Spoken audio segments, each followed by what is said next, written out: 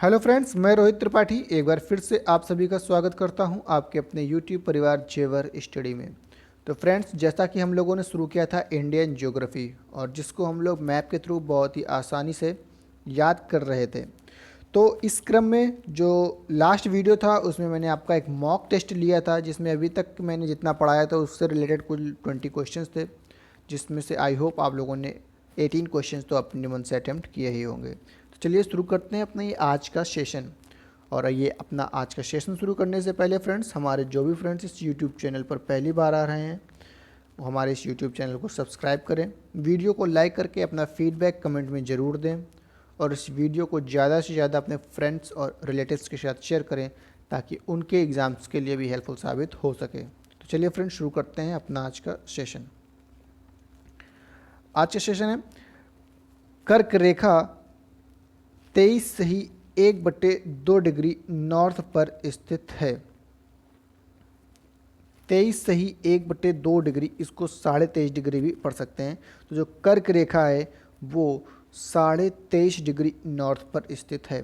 Friends, जैसा कि आप लोगों को ये मैप में दिख रहा होगा, मैं इसको थोड़ा सा बड़ा कर देता हूँ।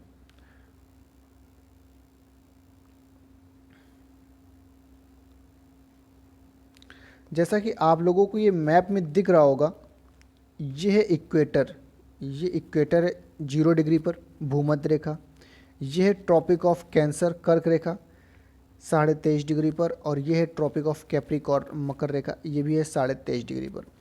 अब ये है भारत, मैंने आप लोगों को बताया था ये इक्वेटर है और इक्वेटर के ऊपर जो भी होता है ये होता है नॉर्थ और इसके जो नीचे होता है वो होता है साउथ। तो जो ट्रॉपिक ऑफ कैप्रिकॉर्न है ये कर्क रेखा है 23.5 डिग्री नॉर्थ पर स्थित है, और जो ट्रॉपिक ऑफ कैप्रिकॉर्न है ये 23.5 डिग्री साउथ पर स्थित है। यहाँ तक आप लोगों को मैप में जो दिख रहा है उसके अकॉर्डिंग कुछ समझ में आ रहा होगा। चलिए देखते हैं बाकी क्या कह रहा है। कह रहा है कर्क रेखा 23.5 डिग्री नॉर्थ पर स्थित है, मतलब जो ट्रॉपिक ऑफ कैप्रिकॉर्न है वो कहाँ पर स्थित है फ्रेंड्स? 23.5 डिग्री नॉर्थ पर स्थित है, यहाँ पर स्थित है 23.5 डिग्री नॉर्थ पर स्थित है। भूमध्य रेखा 0 डिग्री पर स्थित है, ये इक्वेटर भूमध्य रेखा जो कि कहाँ पर स्थित है फ्रेंड्स? 0 डिग्री पर स्थित है। और मकर रेखा 23.5 डिग्री साउथ पर स्थित है। ये 3 पॉइंट्स आप लोगों को क्लियर होंगे। पॉइंट्स काफ़ी सिंपल हैं, शुरुआत यहीं से की है, इसके आगे आपको काफ़ी अच्छी चीज़ें जानने को मिलेगी। तो ये देखना जो फ्रेंड, जो ट्रॉपिक ऑफ कैप्रिकॉर्न है, ट्रॉपिक ऑफ जो कैप्रिकॉर्न है ये मकर रेखा है, और उसी अकॉर्डिंग जो ये कर्क रेखा जा रही है ट्रॉपिक ऑफ कैंसर, ये देखना आप हमारे इंडिया से होकर गुजरती है। कहाँ से होकर गुजरती है फ्रेंड्स? हमारे इंडिया से होकर गुजरती है। ट्रॉपिक ऑफ कैंसर कर्क रेखा हमारे इंडिया से होकर गुजरती है। तो अभी हम लोग इसी के बारे में और डिटेल से पढ़ेंगे तीनों के बारे में, लेकिन जो ट्रॉपिक ऑफ कैंसर है इसके बारे में फिर इंडिया के थ्रू पढ़ेंगे। देखते हैं अगला पॉइंट क्या कह रहा है हमारा। अगला पॉइंट कह रहा है मकर रेखा पर स्थित देश, मतलब जो वर्ल्ड मैप में हमारी ट्रॉपिक ऑफ कैप्रिकॉर्न मकर रेखा है वो किस किस देशों से होकर गुजरती है, ये हम लोगों को देखना है। तो जो मकर रेखा है वो कौन कौन से देशों से होकर गुजरती है? Mozambique, Argentina, Madagascar, Chile, Namibia, Botswana, South Africa, Brazil और पराग्वे। तो जो हमारी मकर रेखा है ट्रॉपिक ऑफ कैप्रिकॉर्न है वो इतने देशों से होकर गुजरती है: Mozambique, Argentina, Madagascar, Chile, Namibia, Botswana, South Africa, Brazil और पराग्वे। इसी क्रम में जो हमारी भूमध्य रेखा है, जो इक्वेटर है फ्रेंड्स, वो किस किस देश से होकर गुजरती है ये देखते हैं। तो एक्वाडोर, कोलंबिया, गैबन, कॉन्गो गणराज्य, कॉन्गो लोकतांत्रिक गणराज्य, Uganda, Kenya, Somalia, Maldives, Indonesia, Kiribati, Sao Tomé और प्रिंसिप। इन देशों से होकर हमारी भूमध्य रेखा गुजरती है जिसको हम लोग बोलते हैं इक्वेटर, और मकर रेखा को हम लोग क्या बोलते हैं? Tropic of Capricorn. तो हिंदी और इंग्लिश दोनों नेम इनके याद रखिएगा, क्योंकि एग्ज़ाम में कई बार सिर्फ हिंदी में और कई बार सिर्फ इंग्लिश में लिखा मिल जाता है। ये वो देश हैं जिन देशों से ये रेखाएं होकर गुजरती हैं। अब देखते हैं कर्क रेखा, वो किस किस देशों से होकर गुजरती है। बात करें अगर कर्क रेखा की, तो कर्क रेखा संयुक्त राज्य America, Mexico, Bahamas, Mali, Mauritania, Niger, Algeria, Chad, Libya, मिस्र, संयुक्त अरब अमीरात, भारत, बांग्लादेश, म्यांमार, चीन, ओमान एवं ताइवान से होकर गुजरती है।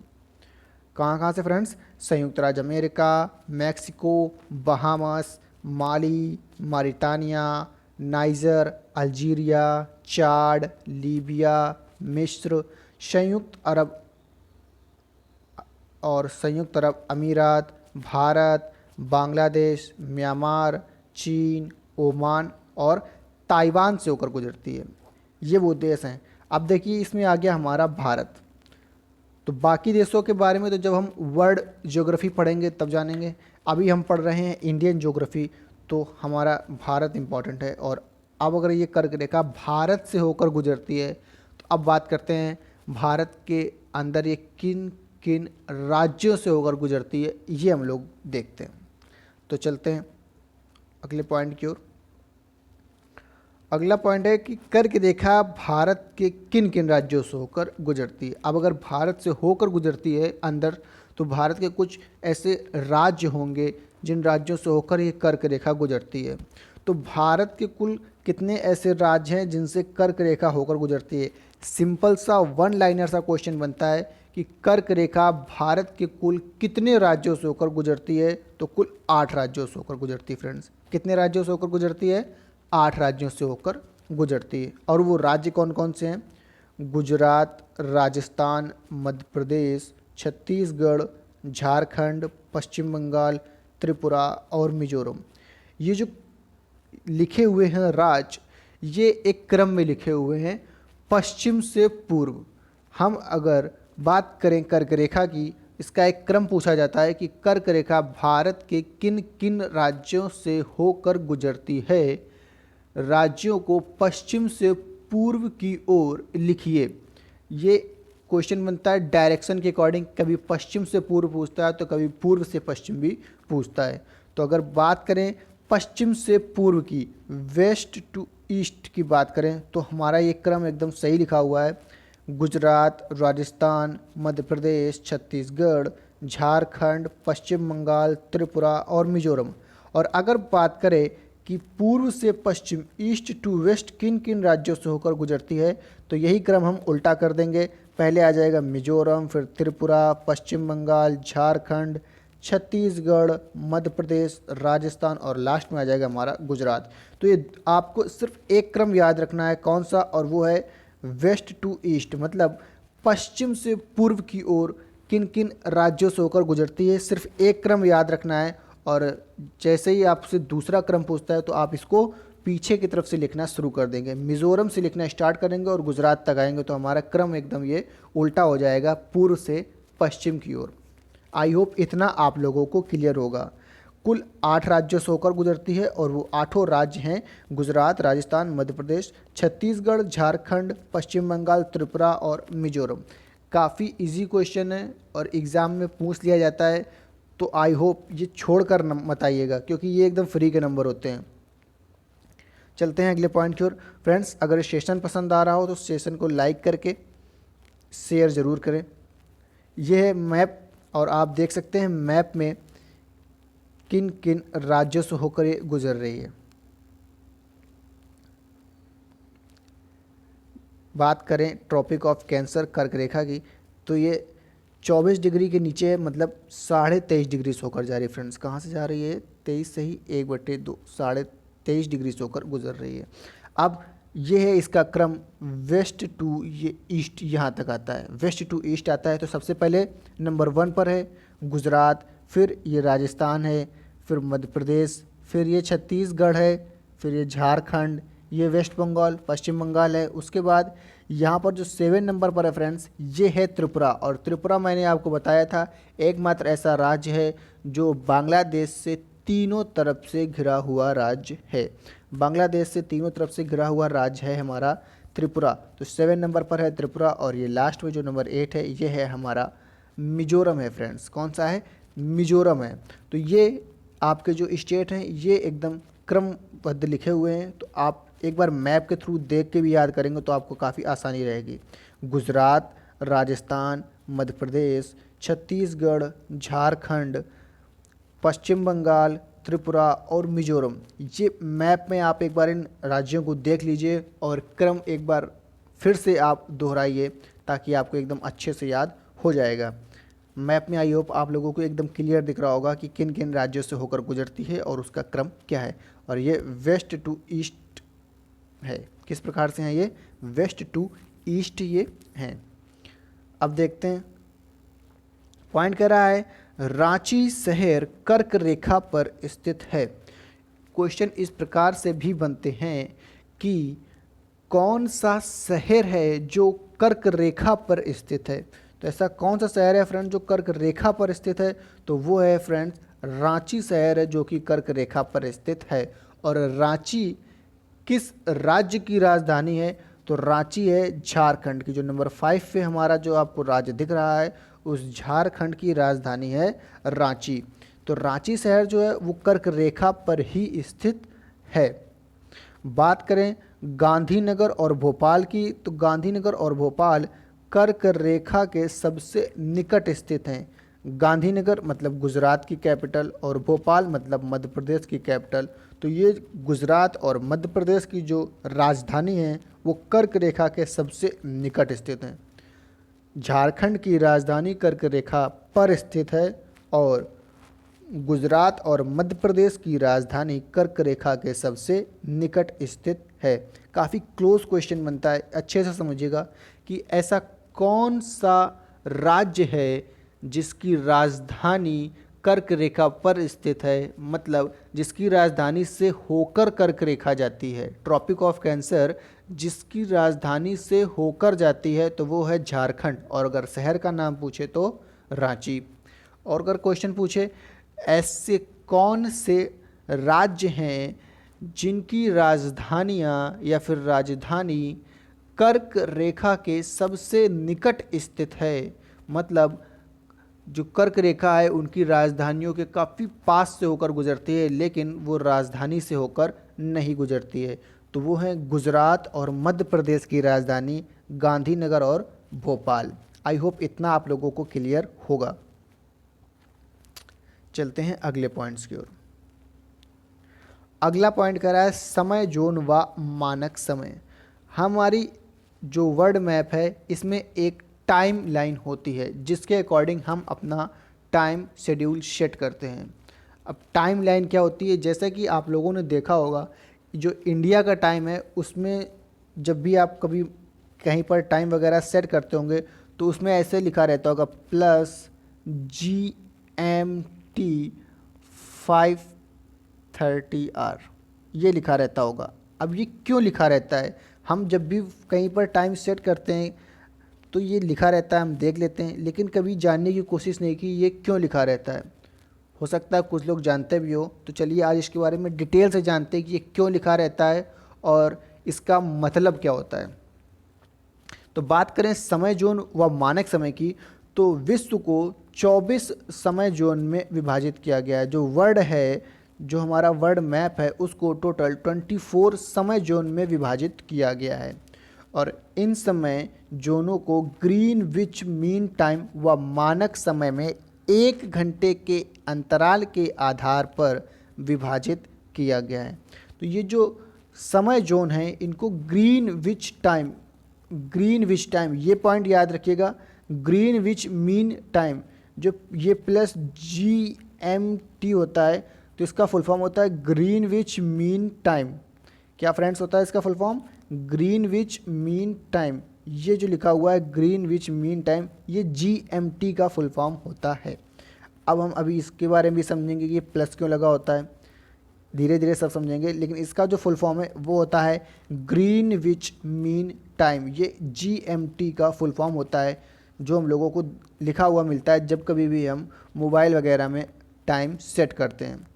चलते हैं क्या कह रहा है ये कि इन समय जोनों को ग्रीनविच मीन टाइम व मानक समय में 1 घंटे के अंतराल के आधार पर विभाजित किया गया है।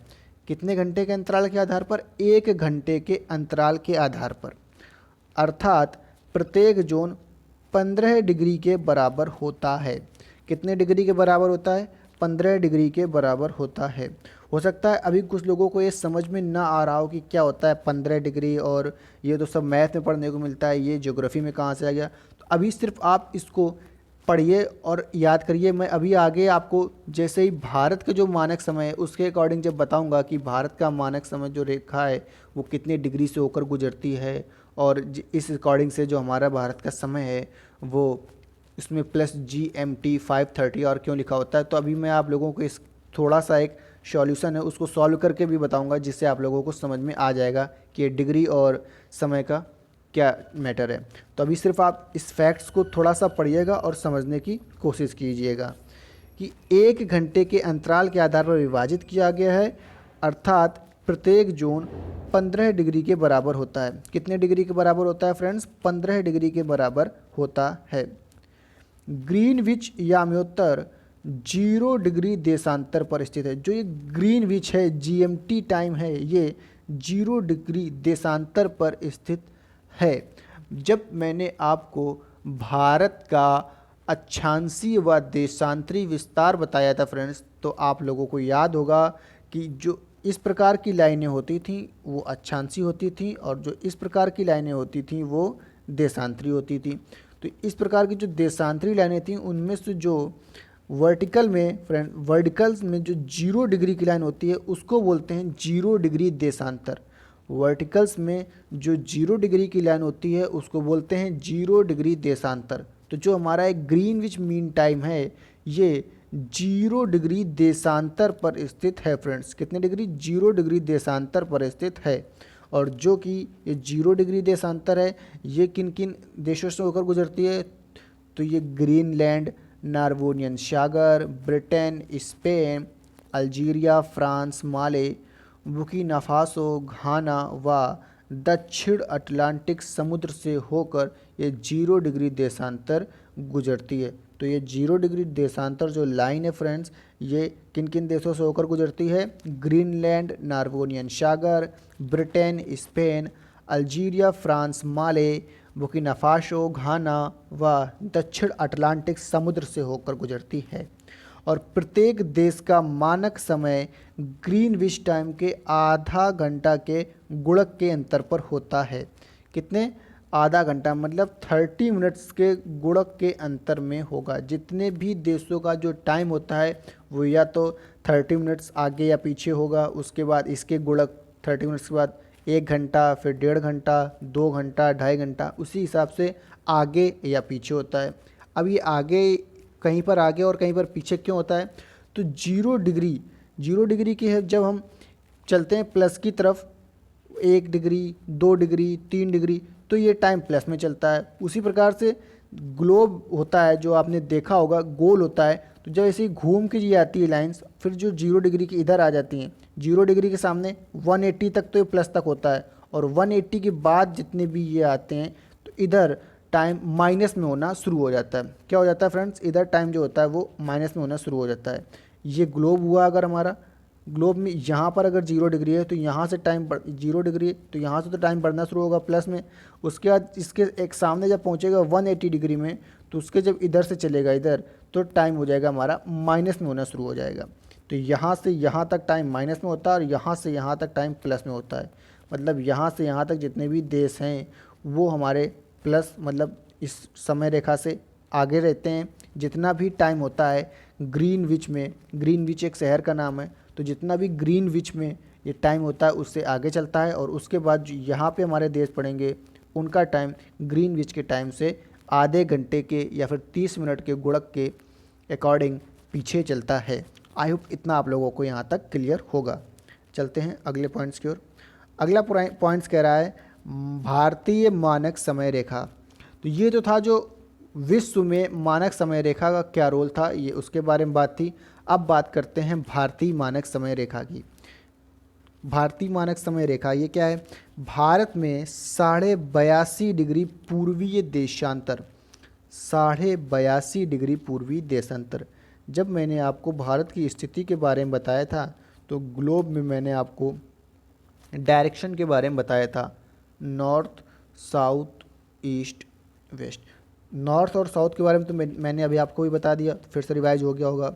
और हमने जब भारत की स्थिति बताई थी, यहाँ पर बताई थी आपको फ्रेंड्स, बताई थी ना, यहाँ पर मैंने भारत की स्थिति बताई थी, तो मतलब वो नॉर्थ ईस्ट हो गया। तो नॉर्थ ईस्ट, नॉर्थ का यूज़ तो आ गया हमारा ट्रॉपिक ऑफ कैंसर में, कर्क रेखा में।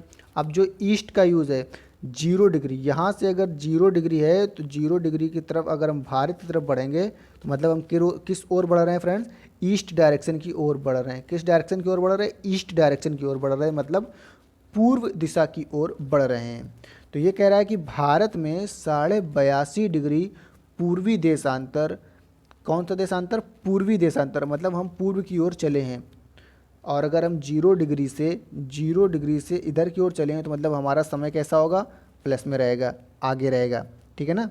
तो पूर्वी देशांतर जो कि इलाहाबाद के निकट नैनी से गुजरती है। इलाहाबाद में एक शहर है नैनी, उससे गुजरती है। कहाँ से गुजरती है, इलाहाबाद के निकट नैनी से गुजरती है। के समय को मानक समय माना जाता है। के समय मतलब किसके समय को, 82.5 डिग्री जो पूर्वी देशांतर है भारत में, इसके समय को मानक समय माना गया है। जिस प्रकार से पूरे विश्व में 0 डिग्री को मानक समय माना गया है, उसी प्रकार से भारत में 82.5 डिग्री को पूर्वी देशांतर को मानक समय के रूप में माना गया है। और भारत का मानक GMT, ग्रीनविच मीन टाइम, से 82.5 डिग्री पूर्व में है। कहाँ पर है फ्रेंड्स, 82.5 डिग्री पूर्व पर है, जैसा कि मैंने अभी आपको बताया।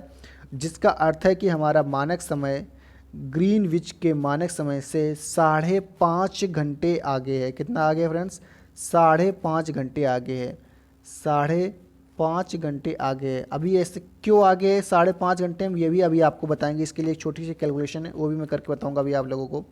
अर्थात इंग्लैंड में जब दोपहर का 12 बजे का समय होता है, तब भारत में शाम के करीब 5:30 बज रहे होंगे, क्योंकि 5.5 घंटे आगे हैं। तो अगर दोपहर में 12 बजा होगा इंग्लैंड में, तो भारत में शाम का 5:30 बजा होगा। तो आई होप इतना आप लोगों को क्लियर होगा। अगर यहाँ तक क्लियर है तो चलते हैं अगले पॉइंट्स की ओर, कि जब ये भारतीय मानक समय रेखा के आगे के पॉइंट्स पे। अब बात करते हैं कि भारतीय मानक समय रेखा है वो भारत के कुल कितने और कौन कौन से राज्यों से होकर गुजरती है। बात करें भारतीय मानक समय रेखा की, तो ये भारत के कुल 5 राज्यों से होकर गुजरती है फ्रेंड्स। कितने राज्यों से होकर गुजरती है, 5 राज्यों से होकर गुजरती है। और पांचों राज्य हैं उत्तर प्रदेश, मध्य प्रदेश, झारखंड, उड़ीसा और आंध्र प्रदेश। और हमारे जो ये राज्य लिखे हैं, इनका क्रम नॉर्थ टू साउथ एकदम एग्जैक्ट क्रम लिखा हुआ है। नॉर्थ टू साउथ एकदम एग्जैक्ट क्रम लिखा हुआ है। उत्तर प्रदेश, मध्य प्रदेश, झारखंड, उड़ीसा, आंध्र प्रदेश, ये 5 राज्य हैं। क्योंकि ये ऐसे हॉरिजॉन्टल देशांतर है तो इस प्रकार से होकर गुजरेगी। और इस प्रकार से जो हमारे राज्य पड़ते हैं वो उत्तर से दक्षिण की तरफ एकदम सही क्रम में लिखे हुए हैं, कि सबसे पहले उत्तर प्रदेश, फिर मध्य प्रदेश, झारखंड, उड़ीसा और आंध्र प्रदेश से होकर हमारी मानक समय रेखा गुजरती है। और बात करें उत्तर प्रदेश की, तो उत्तर प्रदेश में इलाहाबाद के नैनी शहर और मिर्ज़ापुर ज़िले से होकर गुजरती है। इलाहाबाद के नैनी शहर और मिर्ज़ापुर ज़िले से होकर गुजरती है फ्रेंड्स। तो आई होप इतना आप लोगों को क्लियर होगा। 1 लाइनर के क्वेश्चंस काफ़ी अच्छे बनते हैं इस टॉपिक से, तो इसको एकदम अच्छे से पढ़िएगा। एक बार सिर्फ पढ़ना है, बार बार आपको नहीं पढ़ना है। एक बार पढ़िएगा और उसको आप सिर्फ रिवाइज करते रहेंगे तो आपको हमेशा के लिए याद बना रहेगा। अब देखते हैं मैप के थ्रू। ये मैप है और मैप में आप लोगों को जैसे कि दिख रहा होगा कि वो कौन कौन से राज्य हैं। सबसे पहले आपको ये दिख रहा होगा यूपी, उत्तर प्रदेश, उसके बाद ये मध्य प्रदेश, मध्य प्रदेश से भी होकर गुजर रही है। उसके बाद मध्य प्रदेश की बात करें तो ये छत्तीसगढ़, और छत्तीसगढ़ के बाद ये आपको उड़ीसा दिख रहा होगा, और उड़ीसा के बाद है ये आंध्र प्रदेश, उड़ीसा के बाद ये है आंध्र प्रदेश। तो इसका जो क्रम हो जाएगा उत्तर प्रदेश, मध्य प्रदेश, छत्तीसगढ़, उड़ीसा और आंध्र प्रदेश। और अगर इसका क्रम पूछे तो आपको क्रम एकदम ऐसे ही याद रखना है। अगर आपको क्रम से नहीं पूछे, सिर्फ पूछे कौन कौन से 5 राज्य हैं, तो मैं आप लोगों को इसको याद करने की एक ट्रिक बताता हूँ फ्रेंड्स। और वो ट्रिक है कि आप लिख सकते हैं MOUCA, मौका लिखेंगे तो मौका, M से मध्य प्रदेश, O से उड़ीसा, U से उत्तर प्रदेश, C से छत्तीसगढ़ और A से आंध्र प्रदेश। M से मध्य प्रदेश, O से उड़ीसा, U से उत्तर प्रदेश, C से छत्तीसगढ़ और A से आंध्र प्रदेश। ये एक ट्रिक है जिसके थ्रू आप वो राज्य याद कर सकते हैं, लेकिन इसमें वो पांचों राज्य जो हैं वो क्रम से नहीं है। कैसा है? वो क्रम से नहीं है। लेकिन अगर आपको क्रम से याद रखना है तो आप मैप के थ्रू उसको याद कर सकते हैं, और जिन्होंने मैप के थ्रू याद कर लिया तो मुझे नहीं लगता है कि उनको फिर कोई ट्रिक वगैरह की ज़रूरत पड़ेगी। मैप में आपको एकदम दिख भी रहा है, और मैप के थ्रू से एक बार जब आप देख के याद करते हैं तो सारे राज्य आपको एकदम क्लियर हो जाते हैं कि कौन सा राज्य कहाँ पर स्थित है और किन किन राज्यों से होकर ये रेखा गुजरती है। और ये रेखा कितनी है? 82.5 डिग्री ईस्ट, 82.5 डिग्री पूर्वी देशांतर रेखा है, और ये है 90 डिग्री लॉन्गिट्यूड। 82.5 डिग्री बात करें अगर 90 डिग्री की, तो ये 90 डिग्री है। और ये देखो किन किन राज्यों से होकर गुजरती है, तो ये सिक्किम, और सिक्किम के बाद सिर्फ और सिर्फ सिक्किम और ये बांग्लादेश, उसको पश्चिम बंगाल को टच करते हुए निकल जाती है। बाकी पूरी समय रेखा हमारी बांग्लादेश में पड़ती है। चलते हैं अगले पॉइंट्स की ओर।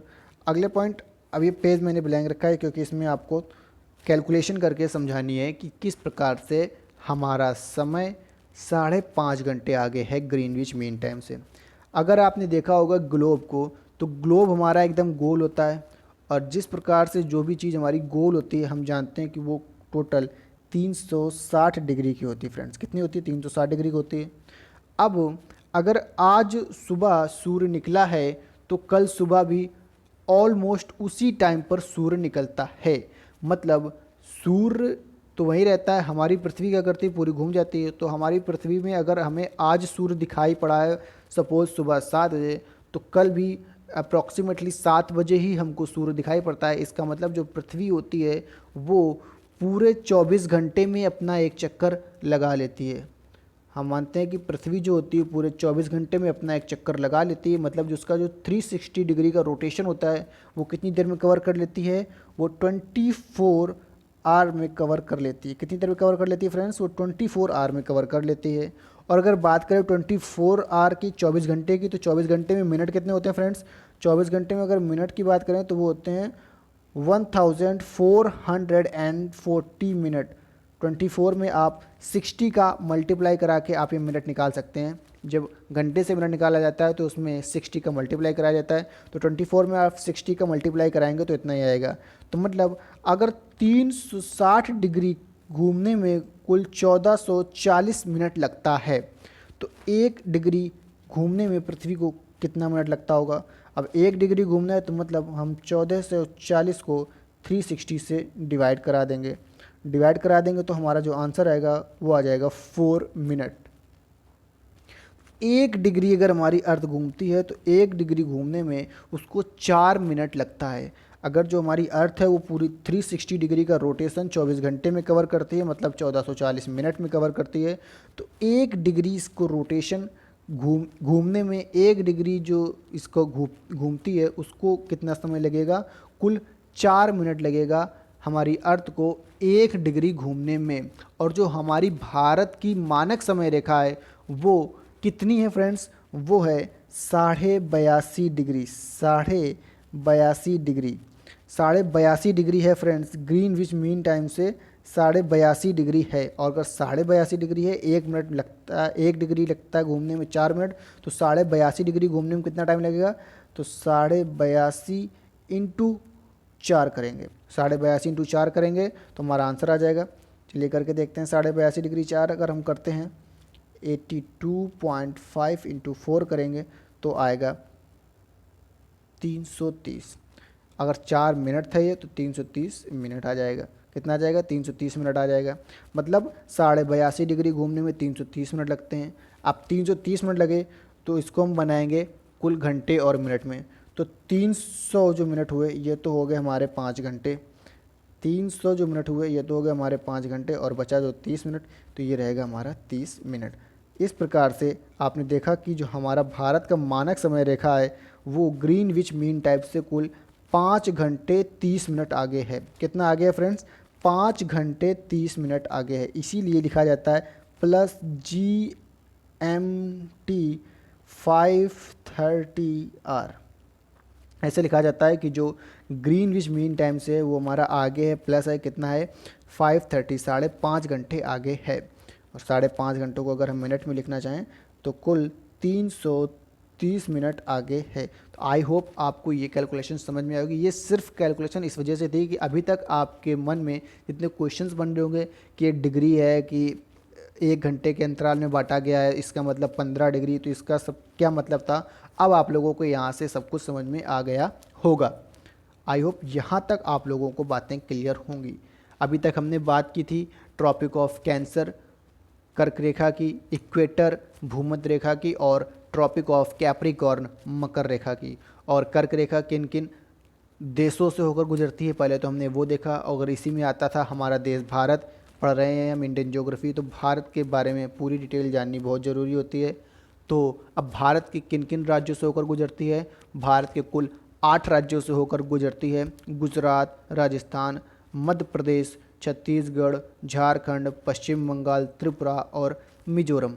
उसके बाद बात करें तो हमने पढ़ी मानक समय रेखा, और मानक समय रेखा भारत के कुल 5 राज्यों से होकर गुजरती है, और इसकी जो स्थिति है वो है 82.5 डिग्री पूर्वी देशांतर। और भारत के कौन कौन से 5 राज्यों से होकर गुजरती है, तो उसका जो क्रम है वो है उत्तर प्रदेश, मध्य प्रदेश, छत्तीसगढ़, उड़ीसा और आंध्र प्रदेश। तो यहाँ तक की बातें आपको क्लियर होंगी। तो चलते हैं अगले पॉइंट्स की ओर। अगला पॉइंट, ये एक इमेज है और आप लोगों को मालूम होगा कि ये है हमारा हिमालय।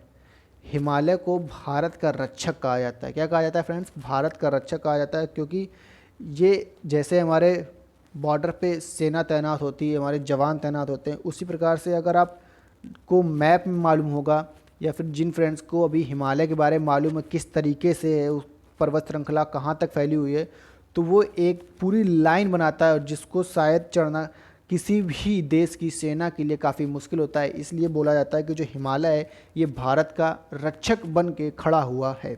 भारत का रक्षक ये सिर्फ ना घुसपैठ रोकता है, बल्कि जो ठंडा मानसून होता है उधर से जो आने वाली ठंडी हवाएं होती हैं उसको भी वो रोक देता है। और हवाएं इस वजह से हमारे जो भारत का मानसून है उसको, उसके जो मेंटेन होता है वो क्रेडिट हिमालय को जाता है, कि भारत का जो मानसून है वो मेंटेन रहने का क्रेडिट भी हिमालय को जाता है। अब हम लोग पढ़ेंगे इसके आगे हिमालय के बारे में। देखते हैं हिमालय के बारे में क्या है। हिमालय भारत में स्थित एक प्राचीन पर्वत श्रृंखला है। बात करें हिमालय की तो ये भारत में स्थित एक प्राचीन पर्वत श्रृंखला है। हिमालय को पर्वतराज कहते हैं, जिसका अर्थ है पर्वतों का राजा। हिमालय क्या कहते हैं फ्रेंड्स? पर्वतराज कहते हैं, जिसका अर्थ है पर्वतों का राजा। कालिदास तो हिमालय को पृथ्वी का मानदंड मानते हैं। कालिदास के बारे में आप लोगों ने सुना होगा। जो कालिदास ने वो हिमालय को पृथ्वी का मानदंड मानते हैं। हिमालय की पर्वत श्रृंखलाएं शिवालिक कहलाती हैं। क्या कहलाती हैं फ्रेंड्स? हिमालय की जो पर्वत श्रृंखलाएं हैं वो शिवालिक कहलाती हैं। हिमालय एक पर्वत तंत्र है जो भारतीय उपमहाद्वीप को मध्य एशिया और तिब्बत से अलग करता है। भारतीय उपमहाद्वीप को किससे अलग करता है? मध्य एशिया और तिब्बत से अलग करता है फ्रेंड्स। यह पर्वत तंत्र मुख्य रूप से 3 समांतर श्रेणियों में है। कितने समांतर श्रेणियों में है? 3 समांतर श्रेणियों में विभाजित है। कौन कौन सी समांतर श्रेणियाँ हैं?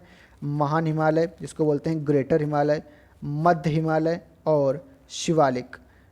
ग्रेटर हिमालय, मध्य हिमालय और शिवालिक है, जो कि 3 समांतर श्रेणियों में विभाजित है। और इन तीनों को मिला दिया जाए तो ये तीनों हमारा रूप ले लेते हैं हिमालय का। किसका ले लेते हैं फ्रेंड्स? हिमालय का रूप ले लेते हैं, जो पश्चिम से पूर्व की ओर एक चाप की आकृति में लगभग 2400 किलोमीटर की लंबाई में फैला है। पश्चिम से पूर्व मतलब इस प्रकार से फैला हुआ है फ्रेंड्स, इस प्रकार से फैला हुआ है हमारा जो हिमालय है वो इस प्रकार से फैला हुआ है। तो पश्चिम से पूर्व की ओर एक चाप के रूप में फैला हुआ है, हल्का सा ऐसे फैला हुआ है, जिससे अपने ऊपर भारत में कश्मीर और उसके बाद नेपाल से होता हुआ अरुणाचल प्रदेश तक जाता है। तो ये एक चाप की तरह है, और जिसकी जो कितने 2400 किलोमीटर की लंबाई में फैला हुआ है। कुल 2400 किलोमीटर की लंबाई में फैला हुआ है हमारा हिमालय। आई होप ये आपको क्लियर होगा। चलते हैं अगले पॉइंट्स की ओर। अगला पॉइंट्स कह रहा है भारत का कुल क्षेत्रफल, हिमालय का कुल क्षेत्रफल 5 लाख वर्ग किलोमीटर है। हिमालय का जो कुल क्षेत्रफल है फ्रेंड्स वो कितना है? 5 लाख वर्ग किलोमीटर है हिमालय का कुल क्षेत्रफल। और हिमालय विश्व में पश्चिम से पूर्व फैली हुई सबसे लंबी पर्वत श्रृंखला है। काफ़ी इंपॉर्टेंट पॉइंट है कि हिमालय अगर सबसे लंबी पर्वत श्रृंखला है तो किस प्रकार की पर्वत श्रृंखला है? क्या ये पूरे विश्व में हर प्रकार से सबसे लंबी पर्वत श्रृंखला है? जी नहीं फ्रेंड्स, अगर बात करें सिर्फ पश्चिम से पूर्व की, मतलब इस प्रकार की जो श्रृंखलाएं हैं उनमें से हिमालय सबसे लंबी पर्वत श्रृंखला है। और एक पर्वत श्रृंखला इस प्रकार की भी है, उसके बारे में भी हम लोग जानते हैं। हिमालय जो है वो पश्चिम से पूर्व फैली हुई सबसे लंबी पर्वत श्रृंखला है और विश्व में उत्तर से दक्षिण फैली हुई, मतलब जो इस प्रकार से देशांतरी विस्तार में जो फैली होती है वो उत्तर से दक्षिण फैली हुई सबसे लंबी पर्वत श्रृंखला है एंडीज पर्वत श्रृंखला। कौन सी फ्रेंड्स? उसको बोलते हैं एंडीज पर्वत श्रृंखला, जो कि दक्षिण अमेरिका महाद्वीप में स्थित है। कहाँ पर स्थित है फ्रेंड्स? दक्षिण अमेरिका महाद्वीप में स्थित है। और हिमालय एक नया पर्वत श्रृंखला है। कैसा है? हिमालय एक नया पर्वत श्रृंखला है। इसका निर्माण सेनोजोइक महाकल्प में हुआ था। सेनोजोइक महाकल्प से हिमालय का निर्माण हुआ है। और हिमालय की उत्पत्ति की व्याख्या कोबर का भू संगठित सिद्धांत करता है, जो जर्मन के साइंटिस्ट थे। कोबर कहाँ के साइंटिस्ट थे? जर्मन के साइंटिस्ट थे। और इनका एक भू संगठित सिद्धांत था जो कि हिमालय की उत्पत्ति की व्याख्या करता है। तो इसमें जो इंपॉर्टेंट पॉइंट है, हिमालय का कुल क्षेत्रफल कितना है? 5 लाख वर्ग किलोमीटर है। और हिमालय पश्चिम से पूर्व में फैली हुई सबसे लंबी पर्वत श्रृंखला है। और बात करें अगर उत्तर से दक्षिण फैली हुई सबसे लंबी पर्वत श्रृंखला की, तो वो है एंडीज पर्वत श्रृंखला, जो कि दक्षिण अमेरिका महाद्वीप में स्थित है। कहाँ पर स्थित है फ्रेंड्स? दक्षिण अमेरिका महाद्वीप में स्थित है। आई होप यहाँ तक आप लोगों को क्लियर होगा। चलते हैं आगे के पॉइंट्स पर। आगे का पॉइंट है, हिमालय की उत्पत्ति में दूसरा सबसे महत्वपूर्ण सिद्धांत हैरी हेस्ट की प्लेट टेक्टोनिक थ्योरी करता है। हिमालय है जो, उसकी उत्पत्ति में एक तो सबसे पहले कोबर का भू संगठित सिद्धांत है। और जो कोबर कहाँ के साइंटिस्ट थे? जर्मन के साइंटिस्ट थे। वो भी आपको याद रखना है कि किसका भू संगठित सिद्धांत हिमालय की उत्पत्ति की व्याख्या करता है? कोबर का। और कोबर कहाँ के साइंटिस्ट थे? किस देश के साइंटिस्ट थे? तो वो जर्मन के साइंटिस्ट थे। और हिमालय की उत्पत्ति में दूसरा सबसे महत्वपूर्ण सिद्धांत हैरी हेस्ट की प्लेट टेक्टोनिक थ्योरी करता है। हैरी हेस्ट, ये भी इनका नाम याद रखना है, हैरी हेस्ट। तो हैरी हेस्ट की जो प्लेट टेक्टोनिक थ्योरी होती है वो भी हिमालय की उत्पत्ति में सबसे महत्वपूर्ण योगदान देती है। अब इनकी जो प्लेट टेक्टोनिक थ्योरी थी उनके अकॉर्डिंग कुल 6 प्लेटें थी, मतलब 6 प्रकार की प्लेटें हैं। एक Indian plate, Eurasian plate, African plate, South American plate, North American plate और Pacific Antarctic plate. Harry Hess की प्लेट टेक्टोनिक थ्योरी के अकॉर्डिंग कुल 6 प्लेटें हैं। Indian plate, Eurasian plate, African plate, South American plate, North American plate और Pacific plate. I hope यहाँ तक आप लोगों को क्लियर होगा।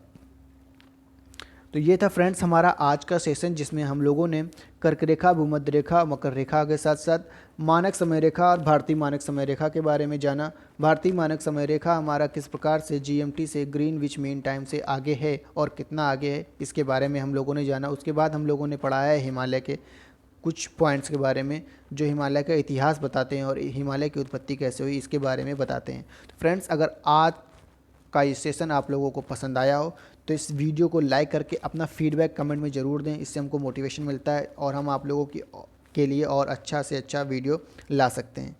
तो अगर आपको ये फ्रेंड्स वीडियो पसंद आया हो तो इस वीडियो को ज़्यादा से ज़्यादा अपने फ्रेंड्स और रिलेटिव्स के साथ शेयर करें, ताकि उनके लिए भी काफ़ी हेल्पफुल साबित हो सकता है। चीज़ों को हम एक बार पढ़ें और अच्छे से पढ़ लें ताकि उनको बार बार पढ़ने की ज़रूरत ना पड़े। इस वजह से हम आपको मैप के थ्रू सारी चीज़ें बहुत अच्छी से पढ़ा रहे हैं। तो चलिए फ्रेंड्स, आज के लिए इतना ही। मिलते हैं आपसे अगले वीडियो में, तब तक के लिए गुड बाय।